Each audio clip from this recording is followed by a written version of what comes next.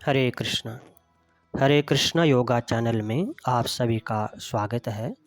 आज हम भगवत गीता के दूसरे अध्याय के श्लोक संख्या 6 के ऊपर चर्चा करेंगे। इससे पिछले सत्र में हमने श्लोक संख्या 5 के ऊपर चर्चा की थी, जिसमें अर्जुन कहते हैं कि ऐसे महापुरुषों को जो मेरे गुरु हैं, उनको मारने की अपेक्षा भिक्षा मांगकर खाना अच्छा है, क्योंकि यदि इनका वध होता है तो हमारे द्वारा भोग्य प्रत्येक वस्तु उनके रक्त से सनी होगी। और श्लोक संख्या 6 इस प्रकार से है। न च एतकत्रत न गरीय यद्वा ज्ञेयं यदि वा न जयेयु यानेव हत्वा न जिजीविषाम ते अवस्थिता प्रमुखे धार्तराष्ट्राः। शब्दार्थ: न नहीं, च भी, एतत् यह, विद्या हम जानते हैं, कत्रता जो, न हमारे लिए, गृह्य श्रेष्ठ, यत्वा अथवा, जेयम हम जीत जाएं, यदि यदि वह या न हमको जेऊ वे जीतें, यान जिनको, एव निश्चय ही, हत्वा मारकर, न कभी नहीं, जिजीविषामा हम जीना चाहेंगे, ते वे सब, अवस्थिता खड़े हैं, प्रमुखे सामने, धार्तराष्ट्रा धृतराष्ट्र के पुत्र। अर्जुन कहते हैं कि हम यह भी नहीं जानते हैं कि हमारे लिए क्या श्रेष्ठ है, उनको जीतना या उनके द्वारा जीते जाना।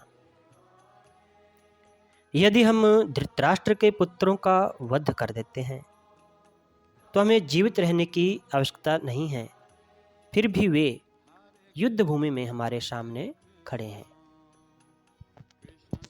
इस श्लोक के ऊपर हमारे आचार्य श्रील ऐसी भक्तिवेदांत प्रभुपाद जी ने बहुत ही सुंदर तरीके से अपने तात्पर्य में इसका भावार्थ प्रकट किया है। उस पे ऊपर चर्चा से पहले हम मंगलाचरण कर लेते हैं। ओम अज्ञानतिमिरन्धस्य ज्ञानञ्जन शलाकया चक्षुरुन्मीलितं येन तस्मै श्रीगुरुवे नमः। श्रीचैतन्यमनोभीष्टं स्थापितं येन भूतले स्वयं रूप कदा मह्यं ददाति स्वपदान्तिकं। वन्देऽहं श्रीगुरु श्रीयुतपदकमलं श्रीगुरून् वैष्णवांश्च श्रीरूपं साग्रजातं सहगण रघुनाथान्वितं सजीवं साद्वैतं सावधूतं परिजनसहितं कृष्णचैतन्यदेव श्रीराधा कृष्णपादान् सहगण ललिता श्रीविशाखान्वितश्च।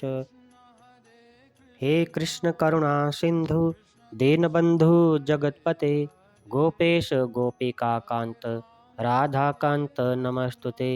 तप्त कांचन गौरांगी राधे वृंदावनेश्वरी वृषभानुसुते देवी प्रणमामि हरिप्रिये। वाञ्छाकल्पतरुभ्यश्च कृपा सिन्धुभ्येव च पतितानां पावनेभ्यो वैष्णवेभ्यो नमो नमः। जय श्री कृष्ण चैतन्य प्रभु नित्यानंद श्री अद्वैत गदाधर श्रीवासादि गौर भक्तवृंद। हरे कृष्ण कृष्ण कृष्ण हरे हरे, हरे राम राम राम हरे हरे, हरे कृष्ण।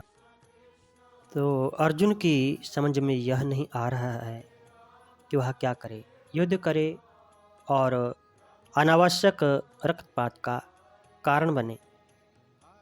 यद्यपि क्षत्रिय होने के नाते युद्ध करना उसका धर्म है, या फिर वह युद्ध से विमुख होकर भीख मांगकर जीवन यापन करे। यदि वह शत्रु को जीतता नहीं तो जीविका का एकमात्र साधन भिक्षा ही रह जाता है।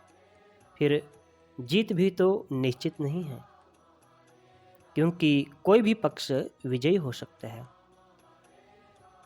यदि उसकी विजय हो भी जाए, क्योंकि उसका पक्ष न्याय पर है, धर्म पर है, तो भी यदि धृतराष्ट्र के पुत्र मरते हैं तो उनके बिना रह पाना अत्यंत कठिन हो जाएगा। उस दशा में यह उसकी दूसरे प्रकार की हार होगी। अर्जुन द्वारा व्यक्त इस प्रकार के ये विचार सिद्ध करते हैं कि वह न केवल भगवान का महान भक्त था, अपितु अत्यधिक प्रबुद्ध और अपने मन तथा इंद्रियों पर पूर्ण नियंत्रण रखने वाला था। राज परिवार में जन्म लेकर भी भिक्षा द्वारा जीवित रहने की इच्छा उसकी विरक्ति का दूसरा लक्षण है। ये सारे गुण तथा अपने आध्यात्मिक गुरु श्री कृष्ण के उपदेशों में उसकी श्रद्धा, ये सब मिलकर सूचित करते हैं कि वह सचमुच पुण्यात्मा था।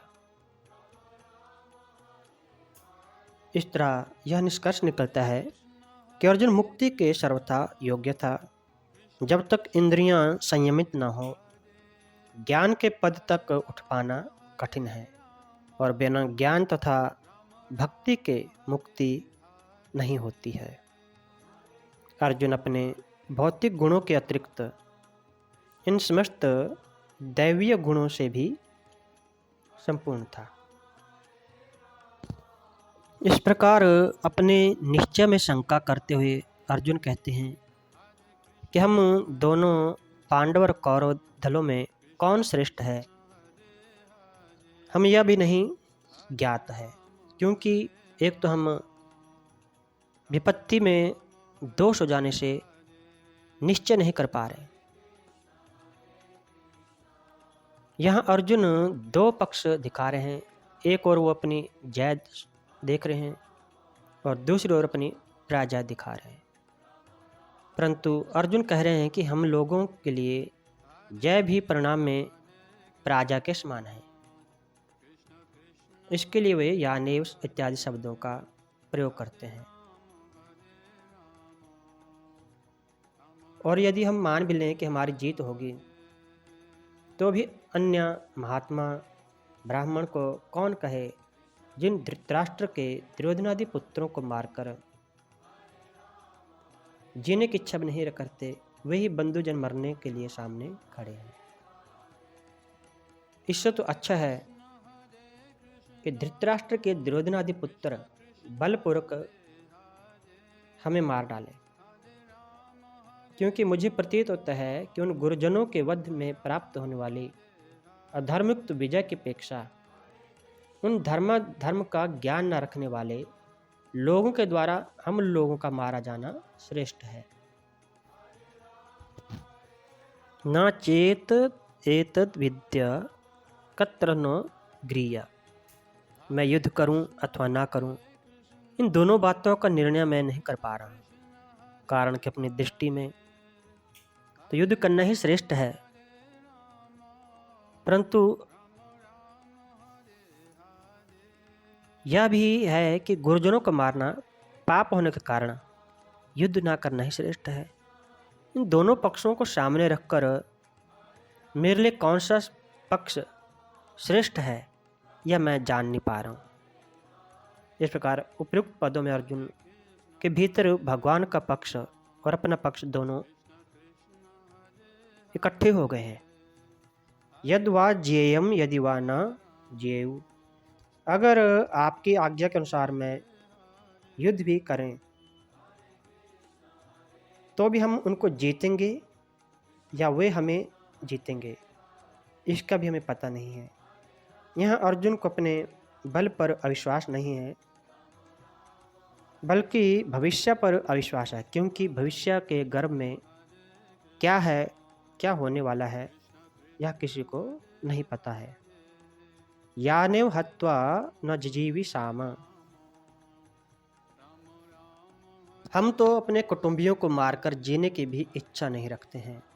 भोग भोगने की, राज्य प्राप्त करने की बात तो बहुत दूर है, क्योंकि अगर हम अपने कुटुंबियों को मार देंगे तो हम जीकर क्या करेंगे? अपने हाथों से कुटुंब को नष्ट करके बैठे-बैठे चिंता शोक ही तो करेंगे, और चिंता शोक करने और वियोग का दुख भोगने के लिए हम नहीं जीना चाहते हैं। ते अवस्थिता प्रमुखे धार्तराष्ट्रा, हम जिनको मारकर जीना भी नहीं चाहते हैं, वे ही धृतराष्ट्र के संबंधी हमारे सामने खड़े हैं। धृतराष्ट्र के सभी संबंधी हमारे कुटुंब ही तो हैं। उन परिवार के लोगों को मारकर हमारे जीने को तो धिक्कार है।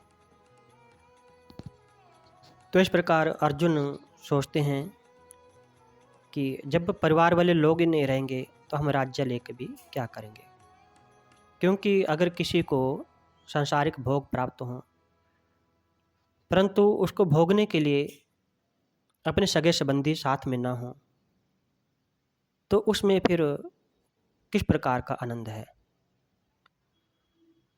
उससे तो अच्छा है कि ऐसे भोग प्राप्ति ना हो। इसलिए अर्जुन सोच रहे हैं कि जब पारिवारिक लोग नहीं रहेंगे तो हम जीत के भी क्या करेंगे, उससे तो हमें चिंता और शोक ही प्राप्त होंगे। इस प्रकार अपने कर्तव्य का निर्णय करने में असमर्थ अर्जुन व्याकुलतापूर्वक भगवान से प्रार्थना करते हैं। तो श्लोक संख्या 7 में अर्जुन क्या प्रार्थना करते हैं उसके ऊपर चर्चा हम अगले सत्र में करेंगे। तब तक आप सभी को हरे कृष्णा, सभी का बहुत बहुत धन्यवाद।